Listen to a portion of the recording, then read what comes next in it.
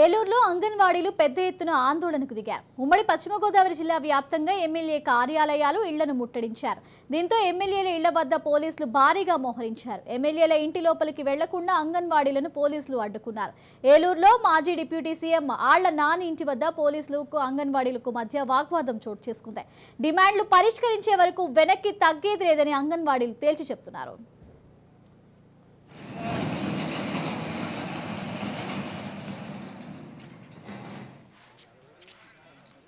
కన్నా అసలు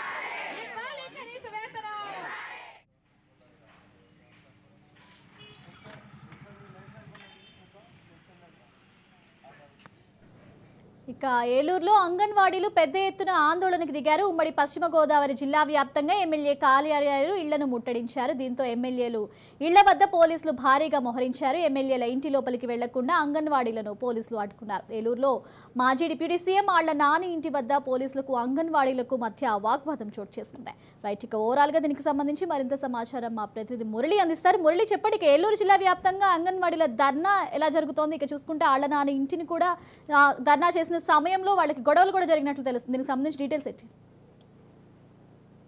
శ్రావ్య, ఏలూరు ఉమ్మడి పశ్చిమ గోదావరి జిల్లా వ్యాప్తంగా అంగన్వాడీలు అయితే గత 16 రోజులుగా సమ్మె ఉధృతం చేశారని చెప్పొచ్చు. నిన్న ప్రభుత్వంతో జరిగిన చర్చలు విఫలం కావడం చేత అయితే అంగన్వాడీలు ఈ రోజు ఎమ్మెల్యేలు ఇళ్లను ముట్టడించారు.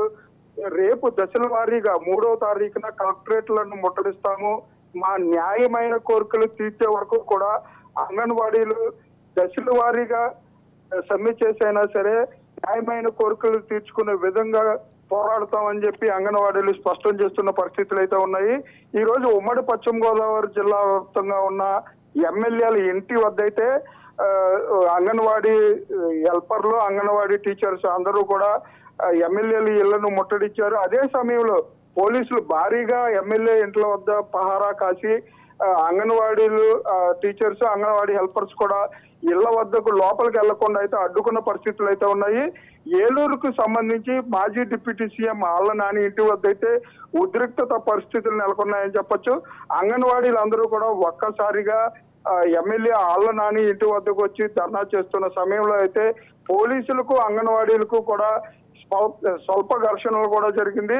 అలాగే చెప్తున్నారు, మా న్యాయమైన కోరికలు తీర్చే వరకు కూడా ప్రభుత్వం ఎన్ని రకాలుగా ఇబ్బందులు పెట్టినా కూడా మేము ధర్నాను కంటిన్యూ చేస్తాము, మా న్యాయమైన కోరికలు తీర్చాలని అంగన్వాడీ కోరే పరిస్థితి అయితే ఉమ్మడి పశ్చిమ గోదావరి జిల్లాలో చోటు చేసుకుంది. Shravya. Right, thank you Murali.